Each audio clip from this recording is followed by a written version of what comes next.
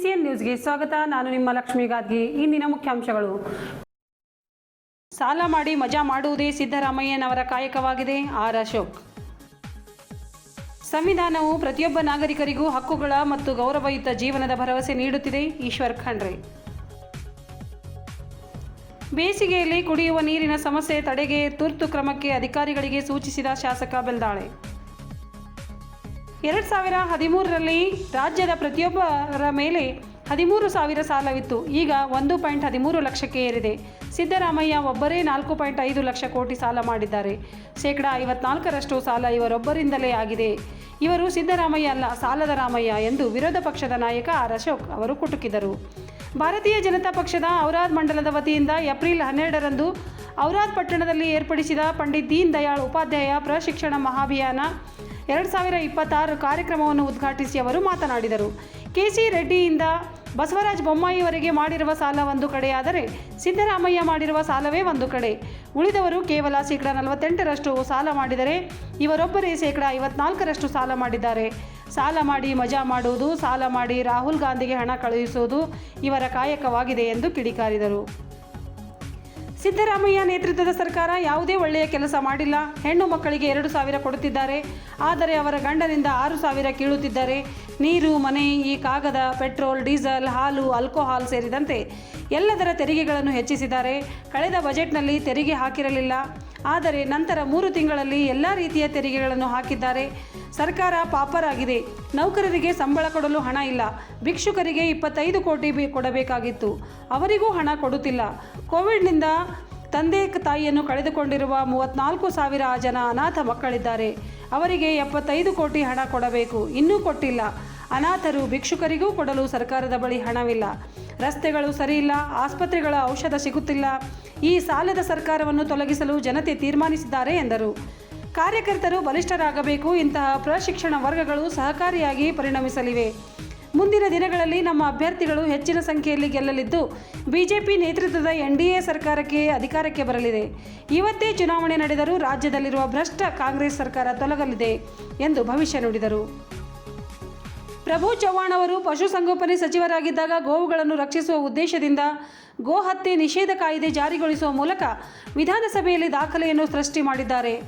ಮುಂಬರುವ ಚುನಾವಣೆಯಲ್ಲಿ ಅವರು ಸುಮಾರು 40,000 ಮತಗಳ ಅಂತರದಿಂದ ಗೆಲ್ಲಲಿದ್ದಾರೆ ಎಂದರು. ಶಾಸಕ ಪ್ರಭು ಚವ್ಹಾಣ್ ಅವರು ಮಾತನಾಡಿ, ಜನಸಂಘ ನಂತರ ಭಾರತೀಯ ಜನತಾ ಪಕ್ಷವಾಗಿದೆ. ಪಂಡಿತ ದೀನ್ ದಯಾಳ್ ಉಪಾಧ್ಯಾಯ, ಶ್ಯಾಮ್ ಪ್ರಸಾದ್ ಮುಖರ್ಜಿ, ಅಟಲ್ ಬಿಹಾರಿ ವಾಜಪೇಯಿ, ಲಾಲ್ ಕೃಷ್ಣ ಅಡ್ವಾಣಿ, ಮುರಳಿ ಮನೋಹರ್ ಜೋಶಿ, ಅಮಿತ್ ಶಾ, ಪ್ರಹ್ಲಾದ್ ಜೋಶಿ, ಯಡಿಯೂರಪ್ಪ ಹಾಗೂ ಇತರೆ ಮಹನೀಯರು ಪಕ್ಷದ ಅಭಿವೃದ್ಧಿಗೆ ಸಾಕಷ್ಟು ಶ್ರಮಿಸಿದ್ದಾರೆ. ಹೊಸ ಅಧ್ಯಕ್ಷರಾದ ನಿತಿನ್ ನಬೀನ್ ರಾಜ್ಯದಲ್ಲಿ BY ವಿಜಯೇಂದ್ರ ಚುರುಕಿನಿಂದ ಕೆಲಸ ಮಾಡುತ್ತಿದ್ದಾರೆ. ಹಿಂದೆ ನಮ್ಮ ಸಂಸದರು ಬೆರಳೆಣಿಕೆಯಷ್ಟಿದ್ದರು. ಪ್ರಧಾನಿ ನರೇಂದ್ರ ಮೋದಿಯವರ ನೇತೃತ್ವದಲ್ಲಿ ಅಭೂತಪೂರ್ವ ಗೆಲುವು ಸಾಧಿಸಿದ್ದು ದೇಶದ ಅಭಿವೃದ್ಧಿ ಉತ್ತುಂಗಕ್ಕೆ ಏರಿದೆ ಎಂದರು. ರಾಜ್ಯದಲ್ಲಿ ಕಾಂಗ್ರೆಸ್ ನೇತೃತ್ವದ ಜನವಿರೋಧಿ ಗೋಮಾತೆಯ ವಿರೋಧಿಯಾಗಿದೆ.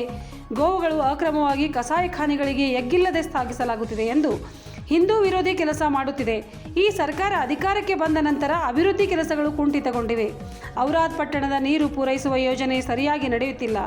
ಪರಿಶಿಷ್ಟ ಪಂಗಡಕ್ಕೆ ಸೇರಿದ ಮುಖ್ಯಮಂತ್ರಿಯಿಂದ ಅವರ ಸಮುದಾಯದ ಹಿತ ಕಾಯಲು ಆಗುತ್ತಿಲ್ಲ. ಕೆಲ ದಿನಗಳ ಹಿಂದೆ ಬೋರಾಳ್ ಗ್ರಾಮದಲ್ಲಿ ಬೆಂಕಿ ಅವಘಡ ಸಂಭವಿಸಿ 45 ಮೇಕೆಗಳೊಂದಿಗೆ ರೈತ ಪ್ರಾಣ ಕಳೆದುಕೊಂಡಿದ್ದಾನೆ.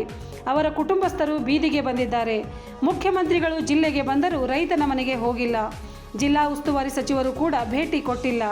ಇವರಿಂದ ಸಮಾಜದ ಏಳಿಗೆ ನಿರೀಕ್ಷಿಸಲು ಹೇಗೆ ಸಾಧ್ಯ ಎಂದರು. ಬಿಜೆಪಿ ಇಂದು ದೇಶದಲ್ಲಿಯೇ ಅತಿದೊಡ್ಡ ಪಕ್ಷವಾಗಿ ಹೊರಹೊಮ್ಮಿದೆ. ಕಾರ್ಯಕರ್ತರು ಸಶಕ್ತರಾಗಬೇಕು, ಸಂಘಟಿತರಾಗಬೇಕು ಎಂಬ ಉದ್ದೇಶದಿಂದ ಪ್ರಶಿಕ್ಷಣ ಅಭಿಯಾನ ಹಮ್ಮಿಕೊಂಡಿದ್ದು, ಇದರಿಂದಾಗಿ ಕಾರ್ಯಕರ್ತರ ಸಾಮರ್ಥ್ಯ ಹೆಚ್ಚುವುದಲ್ಲದೆ ಪಕ್ಷದ ಸಂಘಟನೆಯನ್ನು ಮತ್ತಷ್ಟು ಗಟ್ಟಿಗೊಳಿಸಲು ಸಹಕಾರಿಯಾಗಲಿದೆ. ನಾನು ಶಾಸಕನಾದ ನಂತರ ಔರಾದ್ ಬಿ ಕಮಲ್ ನಗರ್ ತಾಲೂಕುಗಳ ಸಮಗ್ರ ಅಭಿವೃದ್ಧಿಗೆ ಹಲವಾರು ಕೆಲಸ ಕಾರ್ಯಗಳನ್ನು ಮಾಡಿದ್ದೇನೆ. 2 ರಾಷ್ಟ್ರೀಯ ಹೆದ್ದಾರಿಗಳಾಗಿವೆ. ಶಿಕ್ಷಣ, ರೈತರ ಅಭಿವೃದ್ಧಿ ಮತ್ತು ಸಂಪರ್ಕ ಸುಧಾರಣೆಗೆ ಹೆಚ್ಚಿನ ಆದ್ಯತೆ ಕೊಟ್ಟಿದ್ದೇನೆ. ಪವರ್ ಗ್ರಿಡ್ ಉಪಕೇಂದ್ರ, ಸೋಲಾರ್ ಪಾರ್ಕ್ ಯೋಜನೆ, ಕೆರೆಗಳನ್ನು ತುಂಬಿಸುವ ಯೋಜನೆ, ಸಿಪೆಟ್ ಕಾಲೇಜ್, ಔರಾದ್ ಬಿ ಪಟ್ಟಣಕ್ಕೆ ಕುಡಿಯುವ ನೀರು ಸರಬರಾಜು ಯೋಜನೆ ಒಳಗೊಂಡು 10 ಕೆಲಸಗಳಾಗುತ್ತಿವೆ. ಕೇಂದ್ರ ಸರ್ಕಾರದ ಸಾಧನೆಗಳು ಮತ್ತು ಕ್ಷೇತ್ರದಲ್ಲಿ ಆಗಿರುವ ಅಭಿವೃದ್ಧಿಯ ಬಗ್ಗೆ ಗ್ರಾಮಗಳ ಪ್ರತಿ ಕಟ್ಟೆಗಳ ಮೇಲೆ ಚರ್ಚೆಯಾಗಬೇಕು ಎಂದು ಕಾರ್ಯಕರ್ತರಿಗೆ ತಿಳಿಸಿದರು. ಬಿಜೆಪಿ ಜಿಲ್ಲಾಧ್ಯಕ್ಷ ಸೋಮನಾಥ್ ಪಾಟೀಲ್, ಮಂಡಲ ಅಧ್ಯಕ್ಷ ರಾಮಶೆಟ್ಟಿ ಪನ್ನಾಳೆ ಮಾತನಾಡಿದರು.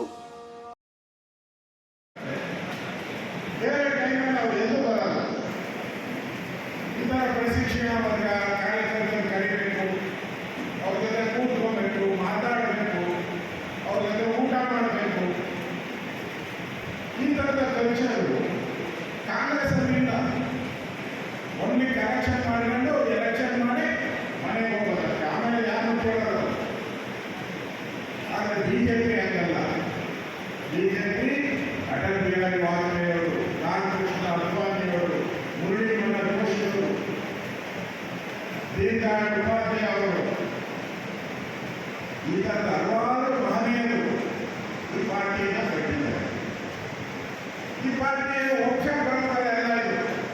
ಅಟಲ್ ಬಿಹಾರಿ ವಾಜಪೇಯಿ ಮಂತ್ರಿಯಾಗ ಇದಾರ, ಇಲ್ಲಿ ಮುಖ್ಯಮಂತ್ರಿ ಆಗಿದ್ದಾರ, ಪ್ರಧಾನಿ ಆಗಿದ್ದಾರ ಇಲ್ಲ. ರಾಮಕೃಷ್ಣ ಅದ್ವಾನಿ ಮಂತ್ರಿಯಾಗ ಪ್ರಧಾನಿ ಆಗಿದ್ದಾರ ಇಲ್ಲ. ಮೋದಿ ಅವರನ್ನ ಆಗಿದ್ದಾರ ಇಲ್ಲ. ಇಲ್ಲ ಅವ್ರ ಮಕ್ಕಳೇ ಇಲ್ಲ. ಯಾರು ಆಗ್ತಾರೆ ಅಂದ್ರೆ ಕಾರ್ಯಕರ್ತರು ಮಾತ್ರ. ಕಾರ್ಯಕರ್ತರು ಈ ದೇಶದ ಪ್ರಧಾನಿ ಆಗ್ತಾರೆ, ರಾಜ್ಯದ ಮುಖ್ಯಮಂತ್ರಿ ಆಗ್ತಾರೆ. ಪ್ರಭು ಚವ್ಹಾಣ್ ಅವರಪ್ಪ ಮಂತ್ರಿ ಆಗಿದ್ದಾರೆ, ಜಿಲ್ಲಾ ಪಂಚಾಯತಿ ಮೆಂಬರ್ ಆಗಿದ್ದ, ಗ್ರಾಮ ಪಂಚಾಯತಿ ಮೆಂಬರ್ ಆಗಿದ್ದ. ಪ್ರಭು ಚವ್ಹಾಣ್ ಎಮ್ಎಲ್ಎ. ನಾನು ಪಕ್ಕದವರನ್ನು ಕೇಳಿದೆ, ನಮ್ಮ ಅಧ್ಯಕ್ಷನ, ಏನಪ್ಪ ಪ್ರಭು ಚವ್ಹಾಣ್ ನೋಡು ಅಂತ. ಇಲ್ಲ ಸರ್, 4 ಬಾರಿ ಅವರು ಹ್ಯಾಟ್ರಿಕ್, 3 ಬಾರಿ ಹ್ಯಾಟ್ರಿಕ್, 4 ಬಾರಿ ಅಂದ್ರೆ ಡಬಲ್ ಹ್ಯಾಟ್ರಿಕ್. ಅವ್ರ ತಂದೆ ಏನೂ ಆಗಿಲ್ಲ, ನಮ್ಮಪ್ಪನೂ ಏನೂ ಇಲ್ಲ. ನಮ್ಮನೆಯಲ್ಲಿ ಯಾರು ಗ್ರಾಮ ಪಂಚಾಯತಿ ಮೆಂಬರ್ ಅಲ್ಲ. ನಮ್ಮಪ್ಪ ಹೇಳ್ತಾ ಇದ್ರು, ಅಪ್ಪ ಅಂದ್ರೆ ಫಾದರ್, ತಂದೆ. ನಮ್ಮಪ್ಪ ಬಹಳ ಆಸೆ ಇತ್ತು, ನನ್ನ ಮಗ ಗ್ರಾಮ ಪಂಚಾಯತಿ ಅಧ್ಯಕ್ಷ ಆಗಬೇಕು, ಬಹಳ ಆಸೆ ಇತ್ತು. ಅವಾಗೆಲ್ಲ ಚೇರ್ಮನ್ ಅಂತ ಇದ್ರು, ಹಿಂದೆ ಎಲ್ಲ ಗ್ರಾಮದಲ್ಲಿ ಚೇರ್ಮನ್ ಅಂತ ಇದ್ರು. ಏನು ಗ್ರೇಡ್ ಇದುವರೆಗೂ ಆಗಲಿಲ್ಲ. ನಾನು ಗ್ರಾಮ ಪಂಚಾಯತಿ ಅಧ್ಯಕ್ಷ ಆಗಿದ್ದೀನಿ ನಾನು. ಹಾಗೆ ಒಬ್ಬ ಸಾಮಾನ್ಯ ಈ ಮಾಡುವಂತ ಒಬ್ಬ ವ್ಯಕ್ತಿ ದೇಶದ ಪ್ರಧಾನಿಯಾಗಿ, ಒಬ್ಬ ಮೇಟಿನ ಮಗ ಅಟಲ್ ಬಿಹಾರಿ ವಾಜಪೇಯಿ ದೇಶದ ಪ್ರಧಾನಿಯಾಗಿ. ಈ ತರ ಬೇರೆ ಪಾರ್ಟಿಯಲ್ಲಿ ಆಗಕ್ಕಾಗಲ್ಲ. ಇಂದಿರಾ ಗಾಂಧಿ ಮಕ್ಕಳು ಪ್ರಧಾನಿ ಆಗಬೇಕು, ಸೋನಿಯಾ ಗಾಂಧಿ ಮಕ್ಕಳು ಪ್ರಧಾನಿ ಆಗಬೇಕು. ಡಾಕ್ಟರ್ ಅಂಬೇಡ್ಕರ್ ಏನ್ ಹೇಳಿದ್ರು, ಅವ್ರು ಸಂವಿಧಾನ ಬರೀಬೇಕಾದ್ರೆ ಪ್ರಸ್ತಾವನೆ ಹೇಳಿದ್ರು, ನಿಮಗೂ ಇನ್ನೈತಂದ ರಾಜ್ಯಕ್ಕೂ ಏನು ಡಿಫರೆನ್ಸ್ ಅಂತ ಹೇಳಿದ್ರು. ಅದಕ್ಕೆ ಡಾಕ್ಟರ್ ಅಂಬೇಡ್ಕರ್ ಹೇಳಿದ್ರು, ಹಿಂದೆ ಎಲ್ಲ ಮಹಾರಾಣಿ ಹೊಟ್ಟೆಯಲ್ಲಿ, ಮಹಾರಾಣಿ ಮಹಾರಾಣಿ ಹೊಟ್ಟೆಯಲ್ಲಿ ಯಾರು ಯುವರಾಜ ಹುಟ್ಟಿದ್ದಾನೆ, ಮಹಾರಾಜ ಹುಟ್ಟಿದ್ದಾನೆ. ಯಾರ ಹೊಟ್ಟೆಯಲ್ಲಿ? ಮಹಾರಾಣಿ ಹೊಟ್ಟೆಯಲ್ಲಿ.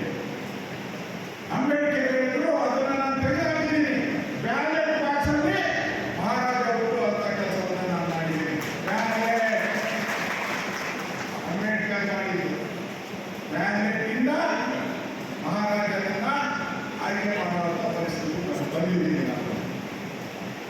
ಅದನ್ನ ಕಾಂಗ್ರೆಸ್ ಅವರು ಪಾಲನೆ ಮಾಡ್ತಾರ. ಕಾಂಗ್ರೆಸ್ ಹೇಳ್ತಾರೆ, ನಾವು ಅಂಬೇಡ್ಕರ್ ನಾವು ಪುಸ್ತಕ ಇಟ್ಕೊಂಡಿರ್ತೇವೆ, ಯಾವಾಗ ಒಂದು ಚಿಕ್ಕದು ಖಾಲಿ ಪುಸ್ತಕ, ಅದು ಪುಸ್ತಕ ಒಳಗಡೆ ಏನೂ ಇಲ್ಲ. ರಾಹುಲ್ ಗಾಂಧಿ ನೋಡಿ ಇದೇ ಇಟ್ಕೊಂಡು ಬರ್ತಾರೆ. ಅಂಬೇಡ್ಕರ್ ಏನ್ ಹೇಳಿದ್ರು, ಬ್ಯಾಲೆಟ್ ಪೇಪರ್ ಇಂದ ಈ ದೇಶದ ಪ್ರಧಾನಿ ಆಗಬೇಕು. ನೀವೇನು ಮಾಡಿದ್ರಿ? ನೀವಾಯ್ತು, ನೆಹರು ಆಯ್ತು, ಇಂದಿರಾ ಗಾಂಧಿ, ರಾಜೀವ್ ಗಾಂಧಿ, ಸೋನಿಯಾ ಗಾಂಧಿ, ರಾಹುಲ್ ಗಾಂಧಿ, ಆಲ್ಟರ್ನೇಟ್ ಅವರೇ ಅದೇ ವಂಶ. ಅಂದ್ರೆ ಬೇರೆ ಯಾರು ಟ್ಯಾಲೆಂಟ್ ಇಲ್ವಾ ದೇಶದಲ್ಲಿ? ಬೇರೆ ಯಾರು ಆಗಬಾರ್ದಾಗಿತ್ತು? ಅದನ್ನ ತೆಗೆದುಹಾಕುವಂತ ಧೈರ್ಯವನ್ನ ಇವತ್ತು ಭಾರತೀಯ ಜನತಾ ಪಕ್ಷ ನರೇಂದ್ರ ಮೋದಿಯವರು ಮಾಡಿದ್ದಾರೆ. ನರೇಂದ್ರ ಮೋದಿ ಇನ್ನು 3-4 ದಿನದಲ್ಲಿ ಇನ್ನೊಂದು ಒಳ್ಳೆಯ ತೀರ್ಮಾನ ಮಾಡ್ತಾ ಇದ್ದಾರೆ. ಕಡಿಮೆ ಸಂಖ್ಯೆ ಕೂತಿದ್ದಾರೆ. ಇನ್ನು 3 ದಿನ ಆದರೆ ಮಹಿಳಾ ರಿಸರ್ವೇಶನ್ ಬರ್ತಾ ಇದೆ. ಮಹಿಳಾ ರಿಸರ್ವೇಶನ್ ಬೀದರ್ನಲ್ಲಿ 2 ಪಾರ್ಲಿಮೆಂಟ್ ಆಗ್ತದೆ. ಮಹಿಳೆಯೊಂದು ಜೆಡಿಎಸ್ ಆಗ್ತದೆ. ಇಲ್ಲೊಂದೆಲ್ಲ ಇಡೀ ಕರ್ನಾಟಕದಲ್ಲಿ ಅಸೆಂಬ್ಲಿ ಎಷ್ಟು ಬೇಕು ಅಂತ 70 ರಿಂದ 80 ಜನ ಎಮ್ಎಲ್ಎಗಳು ಹೋಗಬೇಕು.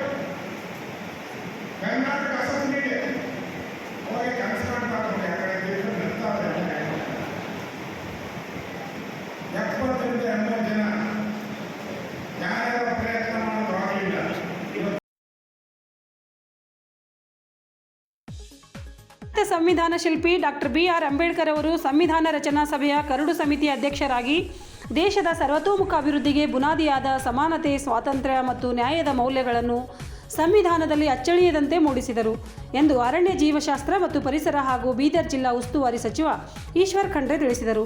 ಅವರು ಮಂಗಳವಾರ ಜಿಲ್ಲಾಡಳಿತ, ಜಿಲ್ಲಾ ಪಂಚಾಯತ್, ಮಹಾನಗರ ಪಾಲಿಕೆ, ಕನ್ನಡ ಮತ್ತು ಸಂಸ್ಕೃತಿ ಇಲಾಖೆ ಹಾಗೂ ಸಮಾಜ ಕಲ್ಯಾಣ ಇಲಾಖೆ ಬೀದರ್ ಸಂಯುಕ್ತಾಶ್ರಯದಲ್ಲಿ ಸಂವಿಧಾನ ಶಿಲ್ಪಿ ಭಾರತ ರತ್ನ ಡಾಕ್ಟರ್ BR ಅಂಬೇಡ್ಕರ್ ಅವರ 135ನೇ ಜಯಂತ್ಯೋತ್ಸವ ನಿಮಿತ್ತ ಮಾನವತಾವಾದಿ ಅಂಬೇಡ್ಕರ್ ವೃತ್ತದಲ್ಲಿರುವ ಅವರ ಪುತ್ಥಳಿಗೆ ಪುಷ್ಪ ನಮನ ಸಲ್ಲಿಸಿ ನಂತರ ಮೆರವಣಿಗೆಗೆ ಚಾಲನೆ ನೀಡಿ ಮಾತನಾಡಿದರು. ಅವರ ದೂರದೃಷ್ಟಿ ಮತ್ತು ಬದ್ಧತೆಯ ಫಲವಾಗಿ ನಮ್ಮ ಸಂವಿಧಾನವು ಪ್ರತಿಯೊಬ್ಬ ನಾಗರಿಕರಿಗೂ ಹಕ್ಕುಗಳು ಮತ್ತು ಗೌರವಯುತ ಜೀವನದ ಭರವಸೆ ನೀಡುತ್ತಿದೆ. ಶೋಷಿತರ ಹಾಗೂ ಹಿಂದುಳಿದವರ ಹಕ್ಕುಗಳಿಗಾಗಿ ಅವರು ನಡೆಸಿದ ಹೋರಾಟವು ಸದಾ ಪ್ರೇರಣೆಯಾಗಿ ಉಳಿದಿದೆ. ಅವರ ಆದರ್ಶಗಳು ಮತ್ತು ಸಂವಿಧಾನದ ಮೌಲ್ಯಗಳನ್ನು ನಮ್ಮ ಜೀವನದಲ್ಲಿ ಅಳವಡಿಸಿಕೊಂಡು ಸಮಾನತೆ ಮತ್ತು ನ್ಯಾಯಯುತ ಸಮಾಜ ನಿರ್ಮಾಣದ ದಿಶೆಯಲ್ಲಿ ನಾವೆಲ್ಲರೂ ಕೈಜೋಡಿಸೋಣ ಎಂದರು. ಪೌರಾಡಳಿತ ಹಾಗೂ ಹಜ್ ಸಚಿವರಾದ ರಹೀಂ ಖಾನ್ ಅವರು ಮಾತನಾಡಿ, ಡಾಕ್ಟರ್ ಬಾಬಾ ಸಾಹೇಬ್ ಅಂಬೇಡ್ಕರ್ ಅವರ ಆದರ್ಶಗಳು ನಮ್ಮ ಸಮಾಜಕ್ಕೆ ದಾರಿದೀಪವಾಗಿದ್ದು, ಸಮಾನತೆ, ನ್ಯಾಯ ಮತ್ತು ಸ್ವಾಭಿಮಾನಕ್ಕಾಗಿ ಅವರು ನೀಡಿದ ಮಹತ್ವದ ಸಂದೇಶಗಳನ್ನು ನಾವು ನಮ್ಮ ಜೀವನದಲ್ಲಿ ಅಳವಡಿಸಿಕೊಳ್ಳೋಣ ಎಂದರು. ಬೀದರ್ ದಕ್ಷಿಣ ಕ್ಷೇತ್ರದ ಶಾಸಕ ಡಾಕ್ಟರ್ ಶೈಲೇಂದ್ರ ಬೆಲ್ದಾಳೆ ಅವರು ಮಾತನಾಡಿ, ಭಾರತದ ಮಹಾನ್ ಚಿಂತಕ, ಸಂವಿಧಾನ ಶಿಲ್ಪಿ ಡಾಕ್ಟರ್ BR ಅಂಬೇಡ್ಕರ್ ಅವರ ಜಯಂತಿಯನ್ನು ಆಚರಿಸುತ್ತಿರುವುದು ನಮಗೆಲ್ಲರಿಗೂ ಹೆಮ್ಮೆಯ ವಿಷಯವಾಗಿದೆ. ಡಾಕ್ಟರ್ ಅಂಬೇಡ್ಕರ್ ಅವರು ಕೇವಲ ವ್ಯಕ್ತಿಯಲ್ಲ, ಒಂದು ಚಿಂತನೆ, ಕ್ರಾಂತಿ. ಅವರು ನೀಡಿದ ಸಮಾನತೆ, ನ್ಯಾಯ ಮತ್ತು ಸ್ವಾಭಿಮಾನದ ಸಂದೇಶಗಳು ನಮ್ಮ ಸಮಾಜಕ್ಕೆ ದಾರಿದೀಪವಾಗಿವೆ. ಶೋಷಿತರು, ಹಿಂದುಳಿದವರು ಮತ್ತು ಬಡವರ ಹಕ್ಕಿಗಾಗಿ ಅವರು ನಡೆಸಿದ ಹೋರಾಟ ನಮ್ಮೆಲ್ಲರಿಗೆ ಪ್ರೇರಣೆ. ಅವರು ಸದಾ ಶಿಕ್ಷಣವೇ ಶಕ್ತಿ ಎಂದು ಸಾರಿದರು. ಸಮಾಜದ ಅಭಿವೃದ್ಧಿಗೆ ಶಿಕ್ಷಣವೇ ಪ್ರಮುಖ ಸಾಧನೆ. ಪ್ರತಿಯೊಬ್ಬರೂ ವಿದ್ಯಾಭ್ಯಾಸಕ್ಕೆ ಆದ್ಯತೆ ನೀಡಬೇಕು. ಅವರ ಮಹಾನ್ ತತ್ವಗಳನ್ನು ನಾವು ಜೀವನದಲ್ಲಿ ಅಳವಡಿಸಿಕೊಳ್ಳೋಣ ಎಂದರು. ಇದೇ ಸಂದರ್ಭದಲ್ಲಿ ಜಿಲ್ಲಾ ಉಸ್ತುವಾರಿ ಸಚಿವರು ಧಮ್ಮ ಸಂಸ್ಕೃತಿ ಮತ್ತು ಶಿಕ್ಷಣ ಜಾಗೃತಿ ವೇದಿಕೆ ಬೀದರ್ ವತಿಯಿಂದ ಡಾಕ್ಟರ್ ಬಾಬಾ ಸಾಹೇಬ್ ಅಂಬೇಡ್ಕರ್ ಅವರ ಜೀವನ ಚರಿತ್ರೆ ಭಾವಚಿತ್ರ ಪ್ರದರ್ಶನ ಮಳಿಗೆ ಉದ್ಘಾಟಿಸಿದರು. ಈ ಕಾರ್ಯಕ್ರಮದಲ್ಲಿ ಜಿಲ್ಲಾಧಿಕಾರಿ ಶಿಲ್ಪಾ ಶರ್ಮಾ, ಜಿಲ್ಲಾ ಪಂಚಾಯತ್ ಮುಖ್ಯ ಕಾರ್ಯನಿರ್ವಾಹಕ ಅಧಿಕಾರಿ ಡಾಕ್ಟರ್ ಗಿರೀಶ್ ಬಡೋಲೆ, ಮಹಾನಗರ ಪಾಲಿಕೆಯ ಆಯುಕ್ತ ಮುಕುಲ್ ಜೈನ್, ಜಿಲ್ಲಾ ಪೊಲೀಸ್ ವರಿಷ್ಠಾಧಿಕಾರಿ ಪ್ರದೀಪ್ ಗುಂಟಿ, ಮಹಾನಗರ ಪಾಲಿಕೆಯ ಅಧ್ಯಕ್ಷ MD ಗೌಸ್, ಜಿಲ್ಲಾ ಗ್ಯಾರಂಟಿ ಅನುಷ್ಠಾನ ಸಮಿತಿಯ ಅಧ್ಯಕ್ಷ ಅಮೃತರಾವ್ ಚಿಮ್ಕೋಡೆ, ಮಾಜಿ ಸಚಿವರಾದ ಬಂಡೆಪ್ಪ ಕಾಶಂಪುರ್, ವಿಧಾನ ಪರಿಷತ್ ಸದಸ್ಯ ಅರವಿಂದ್ ಕುಮಾರ್ ಅರಳಿ, ಜಿಲ್ಲಾ ಸಮಾಜ ಕಲ್ಯಾಣ ಇಲಾಖೆಯ ಉಪನಿರ್ದೇಶಕರಾದ ಯೋಗೇಶ್, ಮುಖಂಡರಾದ ಸೂರ್ಯಕಾಂತ್ ನಾಗಮಾರ್ಪಳ್ಳಿ, ಈಶ್ವರ್ ಸಿಂಗ್ ಠಾಕೂರ್, ವಿಜಯ್ ಕುಮಾರ್ ಸೋನರೆ, ಮಾರುತಿ ಬೌದ್ಧೆ, ಅನಿಲ್ ಬೆಲ್ದಾರ್, ಸಂಜಯ್ ಜಾಗೀರ್ದಾರ್, ವಿನೋದ್ ಅಪ್ಪೆ, ಪೃಥ್ವಿರಾಜ್, ಮಹೇಶ್ ಗೋರ್ನಾಳ್ಕರ್, ಪಂಡಿತರಾವ್ ಚಿದ್ರಿ, ಸಿದ್ದರಾಮಯ್ಯ ಸ್ವಾಮಿ, ಬಾಬು ಪಾಸ್ವಾನ್, ಶ್ರೀಪತರಾವ್ ದೀನೆ, ಶಿವಕುಮಾರ್ ನೀಲ್ಕಟ್ಟೆ, ವಿನಯ್ ಕುಮಾರ್ ಮಾಳ್ಗೆ, ರಾಜ್ಕುಮಾರ್ ವಾಗ್ಮಾರೆ, ಅಭಿ ಕಾಳೆ, ರಾಜ್ಕುಮಾರ್ ಬನ್ನೂರ್, ಡಾಕ್ಟರ್ ಕಾಶಿನಾಥ್ ಬೆಲ್ದೆ ಸೇರಿದಂತೆ ವಿವಿಧ ಸಂಘ ಸಂಸ್ಥೆಗಳ ಪದಾಧಿಕಾರಿಗಳು ಸೇರಿದಂತೆ ಇತರರು ಉಪಸ್ಥಿತರಿದ್ದರು.